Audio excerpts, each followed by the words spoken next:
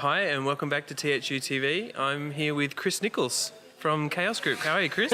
Good. How are you, Ian? I'm great. Yeah. I'm really stoked to be talking to you because last year you had me on the CG Garage podcast. I did.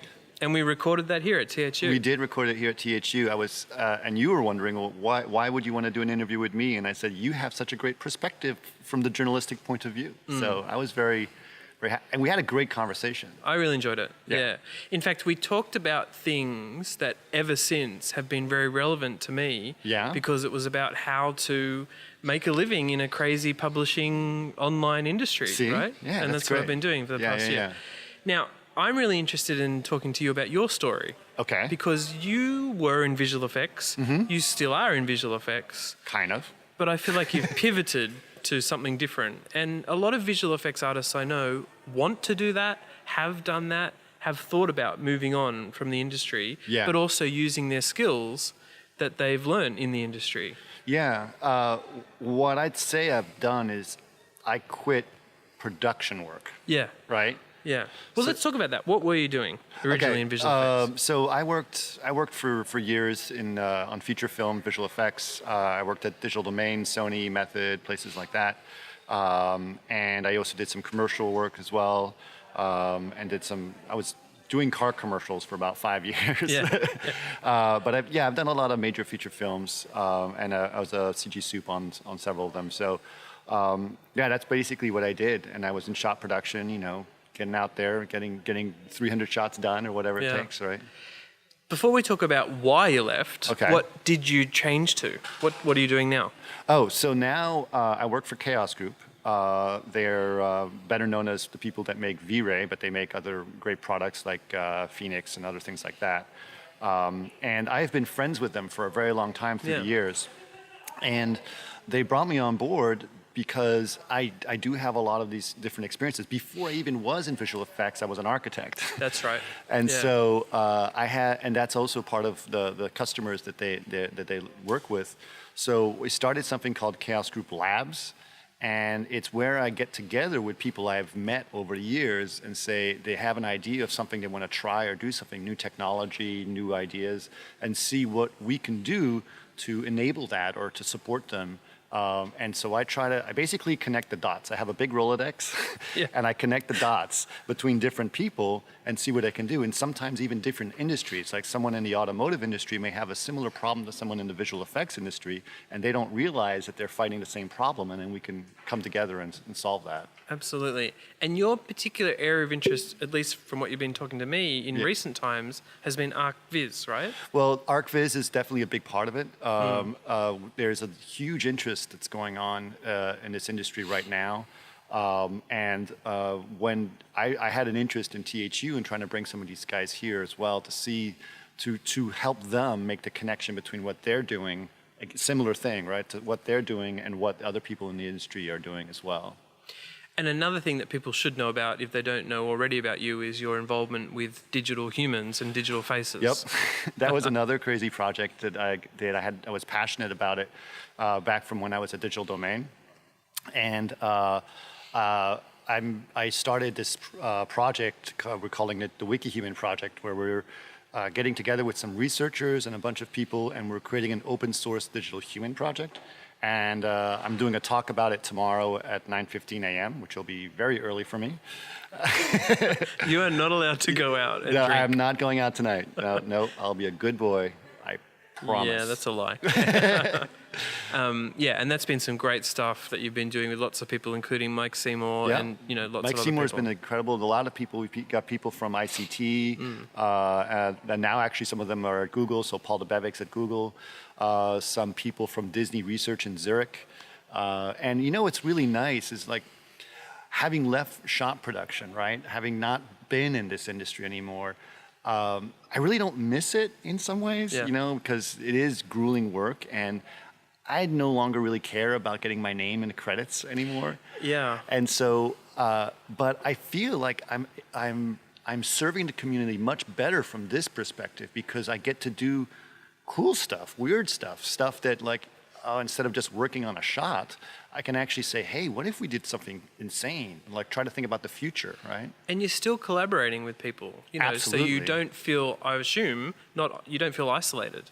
No, in fact, because so many of the people are in different companies, I can talk to them more freely because I'm not competing with them anymore, right? Yeah. So I can say, hey, I know you're at ILM now, but let's talk about some other ideas you're doing, or at DD, or at Sony, or Method, whatever. So yeah, it's really cool to be able to do that. Now, I don't intend this chat to be bashing visual effects at all, because obviously I respect it very well and I'm in love with it, in fact. Right. In fact, what we're doing is helping the visual effects industry. Yeah, but I do think it's a tough industry, and clearly you were involved in production. Yeah. So what made you want to leave production? Well, it wasn't necessarily anything.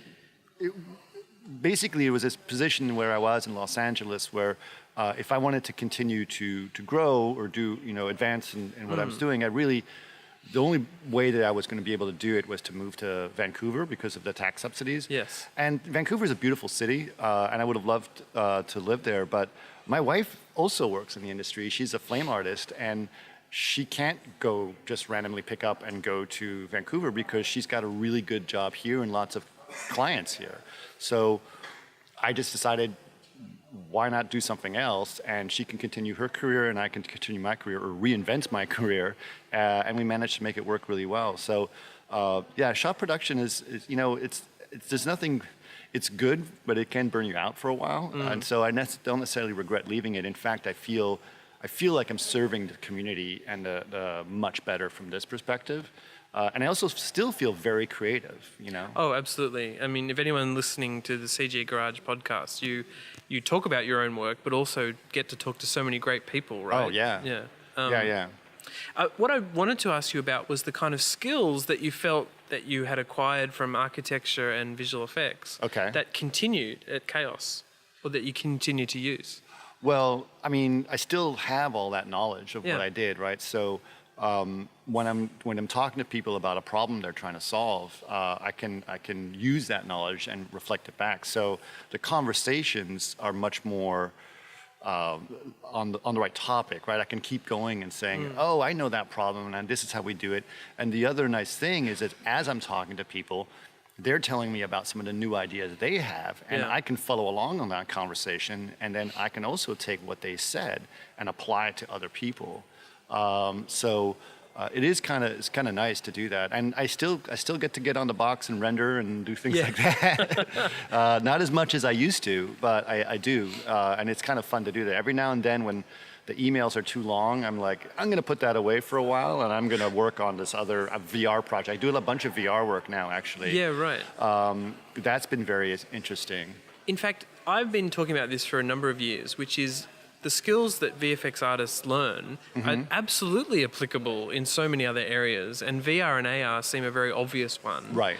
But not just that, also running a creative business or doing creative things, right? Okay. Yeah. Is that what you've obviously experienced and well, felt? the VR thing, what's interesting is we do see a lot of different people trying to use VR in our industry, in many industries. But what was the most interesting, especially because we have so many different industries looking at it, we've seen certain industries flourish in VR much more than others. Right. And for example, the architecture community, VR is such a no-brainer for that community because the whole point of VR is to take you to a place that doesn't exist, and that's what architects do every day, right? And so they want to be able to look at that experience and see what it looks like. And I know some ArcViz companies that said they were making 45% of their income just on creating VR content. So they're actually making a lot of money in VR. When people are sitting there wondering, I wonder how you make money in VR, it's like those guys are making it. And so it's working really well. And the same thing for the automotive industry. It's a tool that they can use now that's become very important.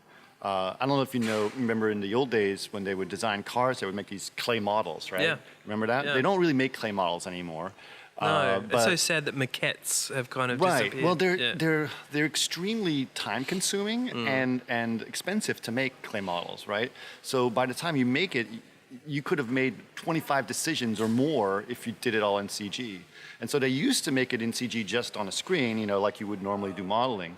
But the VR experience allows it to see it at scale.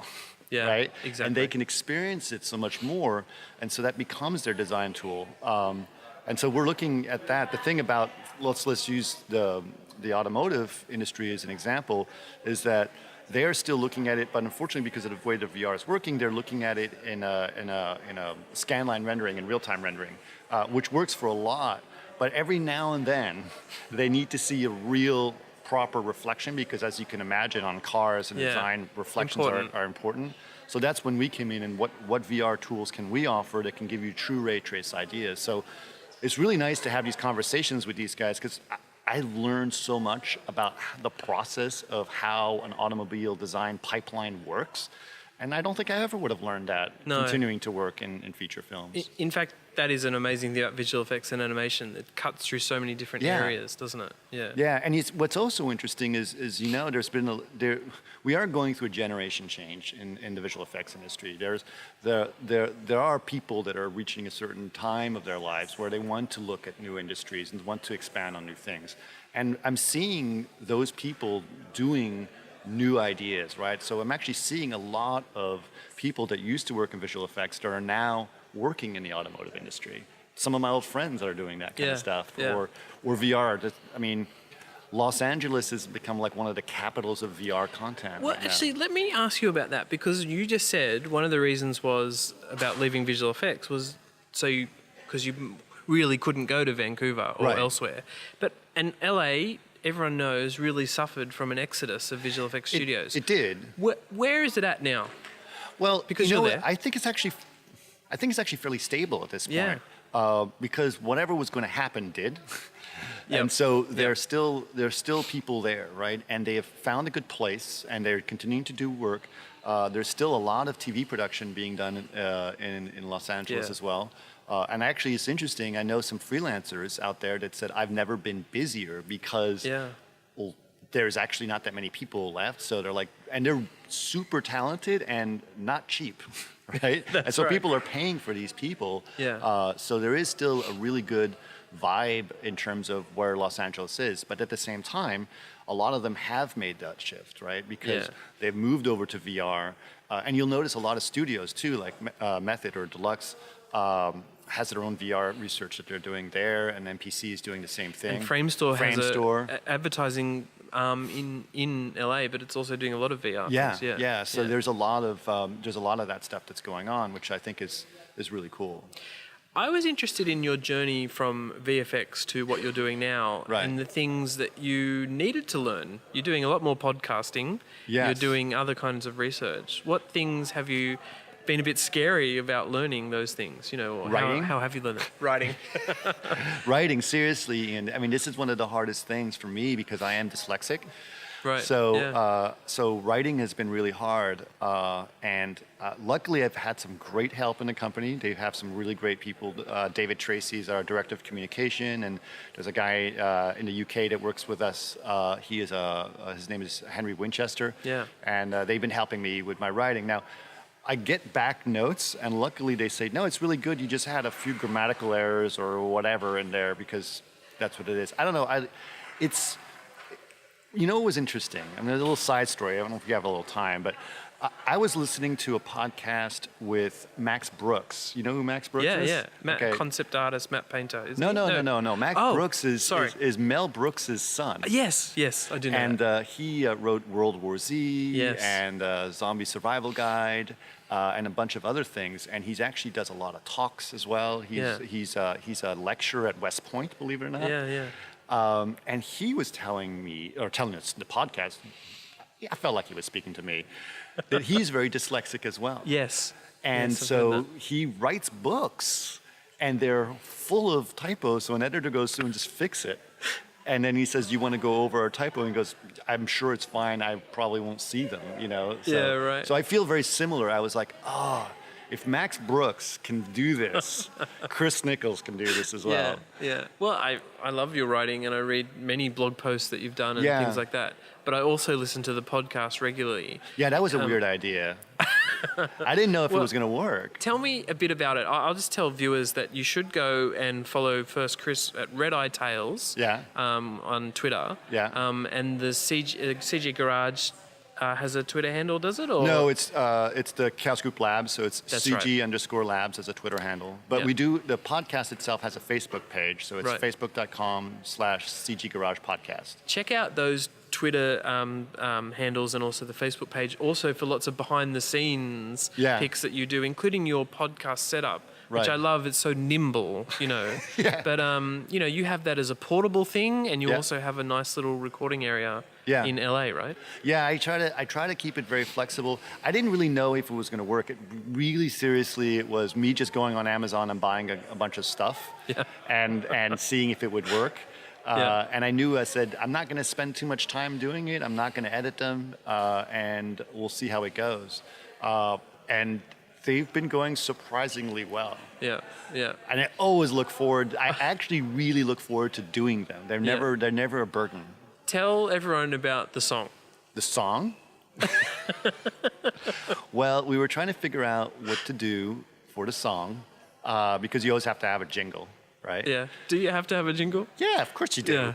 At least one that's different than what Apple gives you in Final Cut Pro. No. We had to have a jingle. And so I got in touch with my friend Brady Harris, who's a songwriter, who knows absolutely nothing about CG at all. Nothing. He's a Luddite to an extreme. Yeah. And so actually, I think it's the second podcast. It's Daniel, Buck, and I sitting there trying to explain to him terms of CG, and he's just writing it down to see if he can make rhymes out of it. And so he did, and he recorded his cool little song on his ukulele. Which I'm going to get you to sing now. No, I'm not going to. I'm not singing the song. But yeah, it was fun, and I think it sort of sets the mood, it put people at ease, and makes sure that everyone knows it's not too serious. So yeah.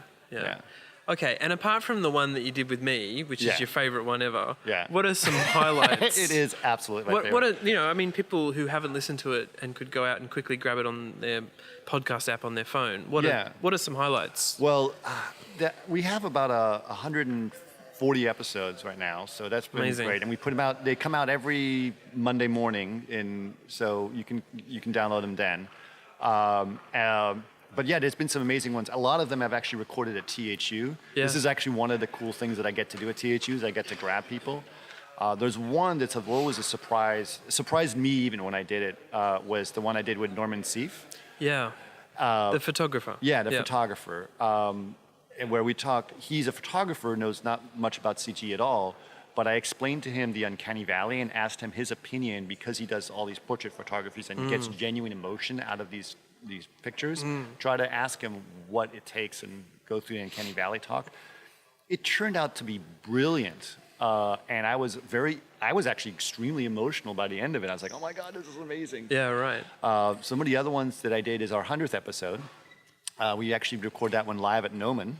Oh, yeah. And we had Tim Miller, who is a director of Deadpool. Never heard of him. Never heard of him. No, he's a good guy. He's also one of the founders of Blur. And then another director who I'd worked on several movies with, who I actually know, who's also an ex-architect, Joe Kaczynski. So he's the director of Tron Legacy and Oblivion, and he's got another big movie coming out soon. So we talked about that. And what was interesting about that, I didn't really expect it, is that Tim, at that point, hadn't said anything about why he left Deadpool 2. Yeah, big reveal. Big reveal. Yeah. And he decided that he wanted to talk about it on the podcast. And so he basically went out to the audience and said, there's been a lot of rumors about why I left. Here's it straight from my perspective. And I guess it got picked up by some press. Of course, yeah. And so, yeah, it was interesting.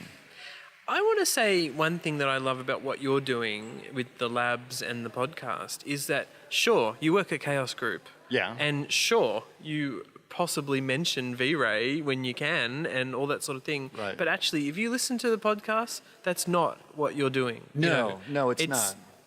I mean, you are going to mention who you work for, and if something cool's happening with V-Ray and Right. other programs. I do that in the intro, Yeah. and like it's just Yeah. informative. Like it's like, hey, by the way, like Yeah. we released 3.6 this But week. it's not right? deliberately. It's not cross-promotional, No. and in fact, as you said before, it gives you the opportunity to get a bit of a nose into different areas of visual effects. Right. That's yeah. for those people. Some of the guests who come on who don't know the podcast, they say, well, I don't know much about how to do V-Rays. I was Yeah, like, you yeah, don't have yeah. to worry about that. I'm not talking about that at all. I mean, in Yeah. fact, there's episodes where I sit down with Dan Thrawn and talk about Mad Max for 2.5 Yeah, hours. good no episode, Dan. CG at all. we did an episode about La La Land. so yeah. Yeah. I try to keep it very broad and very entertaining if I can. Because here's the thing, that there's a lot of places that cover visual effects, and Yep. you know, if you're in the industry, you tend to know about it. Yeah. But something about listening to podcasts and reading your posts and, you know, reading other websites is it makes you feel more part of a visual effects community, right? Yeah. Which sometimes you can only get by attending a SIGGRAPH or an FMX or even coming here. Well, you know what? When I was working at DD, we used to have a little outdoor patio area. yeah. And we used to hang out there, and sometimes at night we would have some scotch or something, right? And we would have these, conversations, right? And they were really great, interesting conversations. And I always said, actually, it was Daniel Buck says, I bet you there's a lot of people who would love to be a fly on the wall and hear these conversations, right? And so that's basically the idea. Is like you get to hang out and have a conversation and hear what other people are saying, you know? Yeah. Yeah. I listen to you on the train, On the train? on the bus. Yeah. And then sometimes before I go to sleep. Okay. And my girlfriend says, "What are you doing?" And I said, "I'm listening. I'm talking to Chris." And then I go, "Oh, sorry, I'm listening to Chris." Right. So I'll probably ban that in the bed soon. Right. Okay. Yeah. Ben, I don't want to be in bed with you. Have you got any coming up that you're allowed to mention that you wanted to? I recorded promote? a bunch over at D2. Which that? D2 is another conference that's in Vienna. It's really great. It's very centered around ArcViz. There's been some really great ones that I did over there. There's one that's coming up soon. It may be out even this week or at the end of the week with Paul Nichols, who is one of the founders of Factory 15. Okay. And he is very, very creative guy and very well known in the ArcViz community. And we had a great conversation because there was a news that we announced example at D2 where the makers of or Chaos Group acquired Render Legion, which is another rendering engine called Corona, and he wanted to have an honest conversation to me about what does it mean when you buy your competitor, or are you trying to just kill the competition? And we had a very good conversation about it, and so it was fascinating. So that one's going to be coming up. There's one from Clever as well. That's another company that we're working with. I did one with an attendee here who's great. His name is Mahmoud, and he's from Syria. And just hanging out in the Oasis, we were having a great conversation about his opinion about architecture. So we got to record this. I find you don't just need the superstars. No. In fact, you find sometimes that the little guy, I don't want to call him a little guy, but the guy who you may not know may have fascinating stories. There was a guy I did a podcast with, he says, I don't know what I'm going to talk about. And it turns out he talked about his history of how he funded his visual effects education by breakdancing. You know, like who would have known, right? Right. So everyone has a story to tell. Everyone Yeah. does. They just don't know it.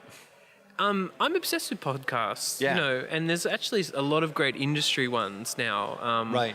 Kind of some celebrity interviews, you know, Yeah. typical ones that you might even just see on a late night talk show. But, Right. But they're so much better, aren't they, as a podcast? well, because there's an hour or Right. longer to do. Yep. Yeah, and I think you really get an insight, which is great. There's a believe it or not, one of my old neighbors is Wayne Knight, and who's better known as Newman from Seinfeld, Yeah. and he was also the guy in Jurassic Park, the nerd, right? Yeah. And so I heard his podcast on The Nerdist, right? Yes. And then I ran into him and I said, "Oh, Wayne, I heard your podcast on The Nerdist," and he goes, "Yeah, you know what? These podcasts, it's so different because I just got to hang out." And since I pretty much told my entire life story in that hour plus period, as opposed to the 3-minute sound bites you get from other interviews. So. Yeah. You know which one I just discovered is something called Origins. Origins. And it's, I think the person who's doing it, who wrote a book about the history of CAA, and probably other books that I can't remember the name of. Right. His first 5 episodes are the history of Curb Your Enthusiasm. Oh, wow. But he's planning to do many more on different shows, okay. right? Well, I'll definitely have to listen to that one. Yeah, so, okay. Well, cool. Chris, it's been so cool talking to you, man. Thanks, Thank you so Ian. much for doing this. Good to see you again as well. Yeah.